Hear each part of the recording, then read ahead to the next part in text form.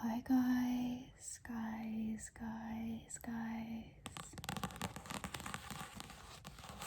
It's Goldie.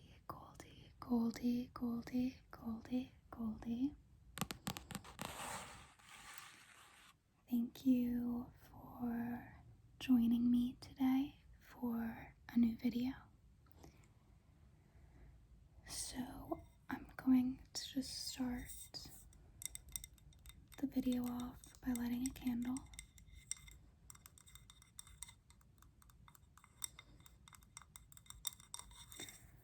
This is a white barn candle with the scent leaves. Very good for fall, although it is December 1st. But we did the peppermint candle last video.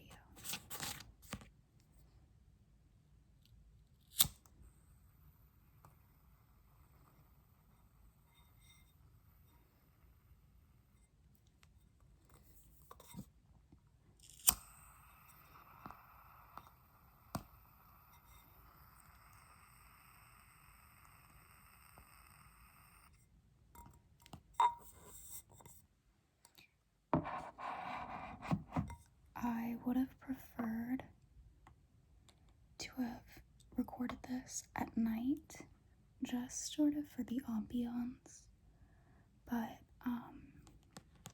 I think that this is the quietest my house is gonna get for the rest of the day. So today's video, I thought I would just read, and I was going to do a children's book and sort of show the pictures and trees, but I decided instead I would kind of maybe make a series and take a book and read like a chapter or so every once in a while. So I have a copy of A Wrinkle in Time. I have had the book before, but I seem to have misplaced it because I went looking for it just for the nostalgia and I couldn't find it. So I picked this up at Barnes & Noble. The cover is so much prettier than my old one was. For anyone unfamiliar with this book, I will read the back. In 1962, Madeline L'Engle, oh my god, I never saw the movie, I still don't know how to pronounce her last name.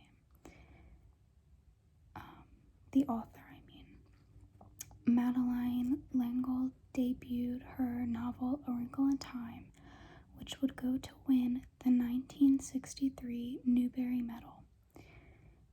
Bridging science and fantasy, darkness and light, fear and friendship, the story became a classic of children's literature and is beloved around the world.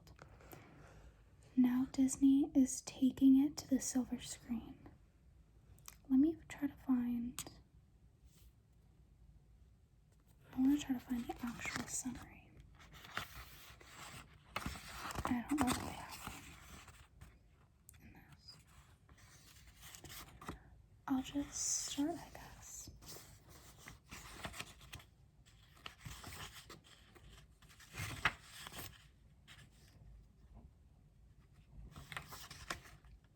Where does the first chapter start? Okay. Page 7.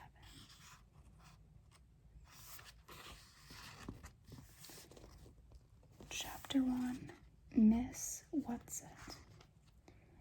It was a dark and stormy night. In her attic bedroom, Margaret Murray, wrapped in an old patchwork quilt, sat on the floor of her bed and watched the trees tossing in the frenzied lashing of the wind. Behind the trees, clouds scudded frantically across the sky. Every few moments, the moon ripped through them, creating a wraith-like shadow that raced along the ground. The house shook. Wrapped in her quilt, Meg shook. She wasn't usually afraid of weather. It's not the weather, she thought. It's the weather on top of everything else. On top of me, on top of Meg Murray doing everything wrong. School was all wrong. She'd been dropped down to the lowest section in her grade. That morning, one of her teachers had said crossly, "Really, Meg, I don't understand how a child with parents as brilliant as yours are supposed to be can be such a poor student. If you don't manage to do a little better, you'll have to stay back next year."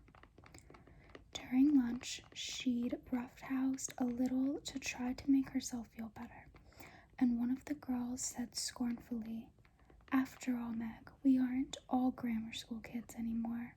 Why do you always act like such a baby?" On the way home from school, walking up the road with her arms full of books, one of the boys had said something about her dumb baby brother.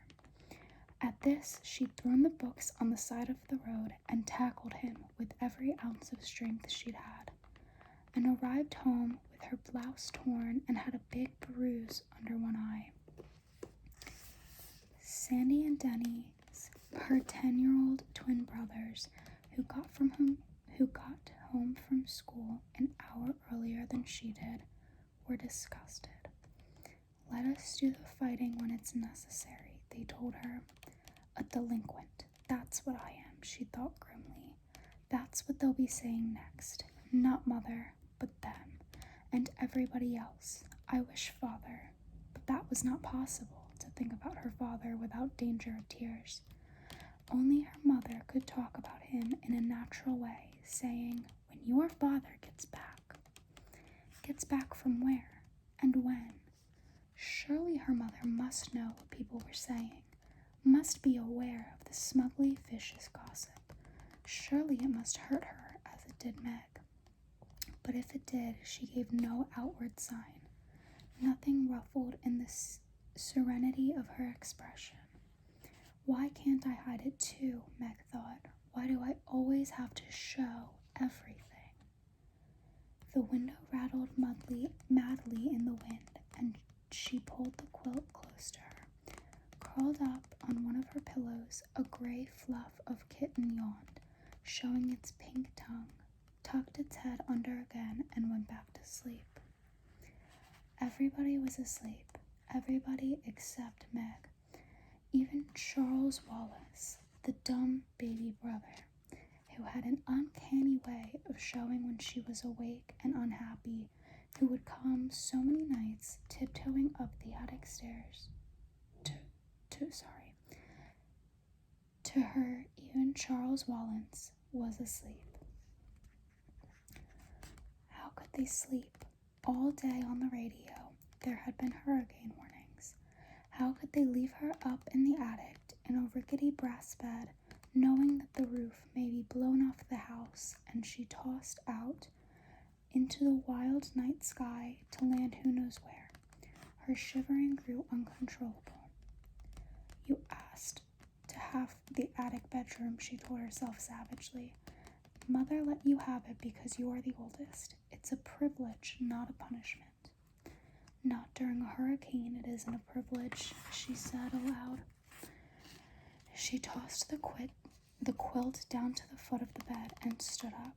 The kitten stretched luxuriously and looked up at her with huge, innocent eyes. "Go back to sleep," Meg said. "Just be glad you're a kitten and not a monster like me." She looked at herself in the wardrobe mirror and made a horrible face, bearing a mouthful of teeth covered with braces. Automatically, she pushed her glasses into position, ran her fingers through her mouse brown hair so that it stood wildly on end, and let out a sigh almost as noisy as the wind.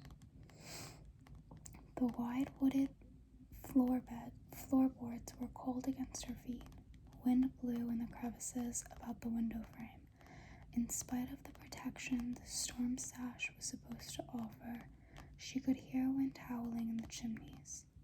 From all the way downstairs, she could hear Fortinbras, the big black dog, starting to bark. He must be frightened too. What was he barking at? Fortinbras never barked without a reason. Suddenly she remembered that when she'd gone to the post office to pick up the mail she'd heard about a tramp who was supposed to have stolen 12 sheets from Mr. Buncombe, the constable's wife. They hadn't caught him, and maybe he was heading for the Murray's house right now, isolated on a back road as it was. And this time, maybe he'd be after more than sheets.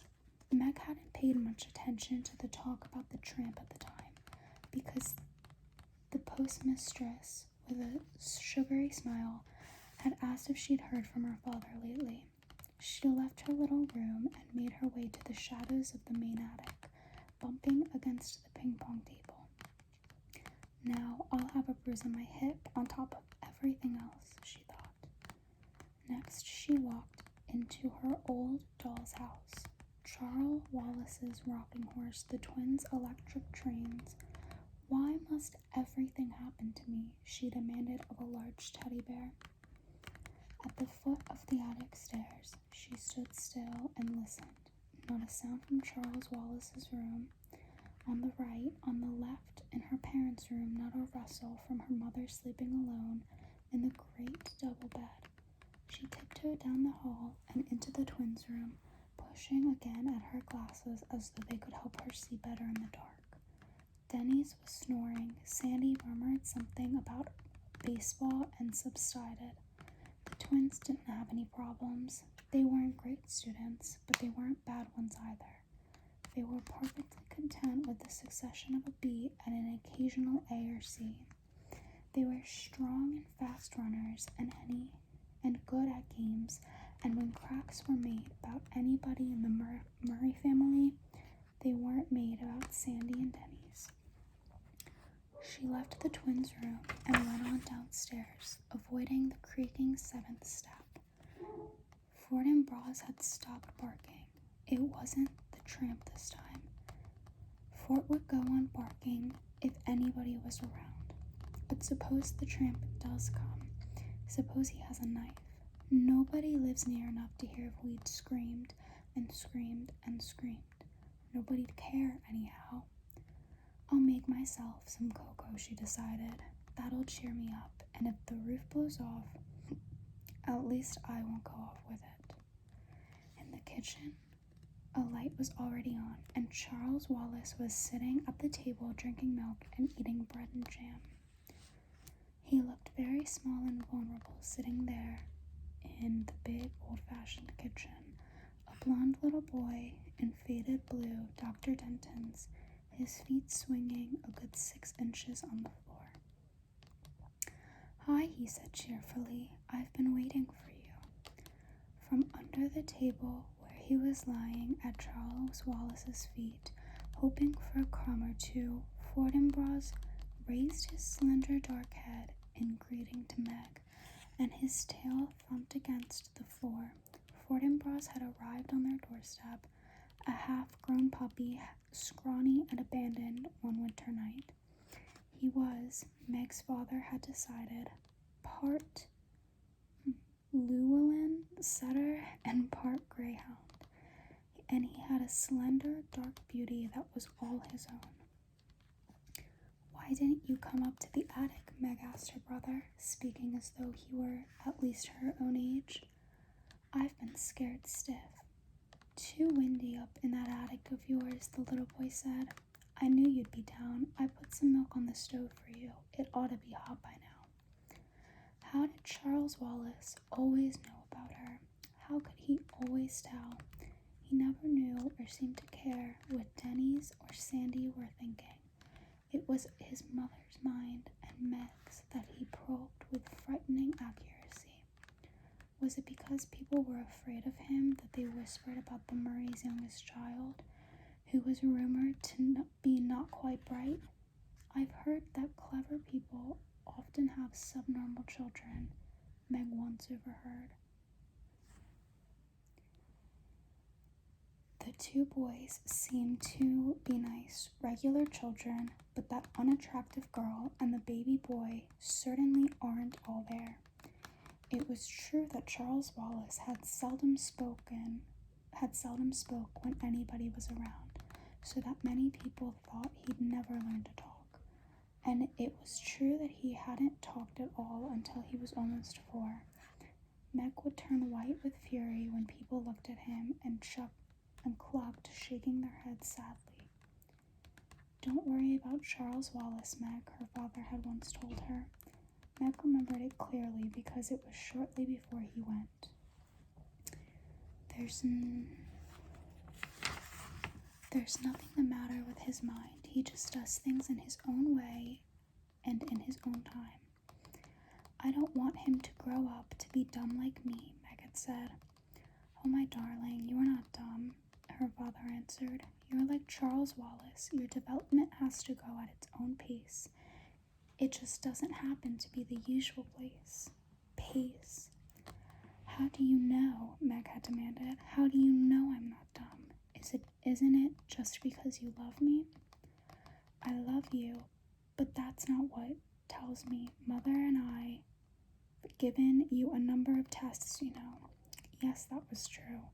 Meg had realized that some of the games her parents played with her were tests of some kind, and that there had been more for her and Charles Wallace than for the twins. "IQ tests, you mean?" "Yes, some of them." "Is my IQ okay?" "More than okay." "What is it?" "That I'm not going to tell you, but it assures me that both you and Charles Wallace will be able to do pretty much whatever you like when you grow up yourselves. You just wait till Charles Wallace starts to talk. You'll see." How right he'd been about that one, though he himself had left before Charles Wallace began to speak, suddenly, with none of the usual baby preliminaries, using entire sentences. How proud he would have been. Okay, I think I'm going to stop here on page 15. I'll put a little marker.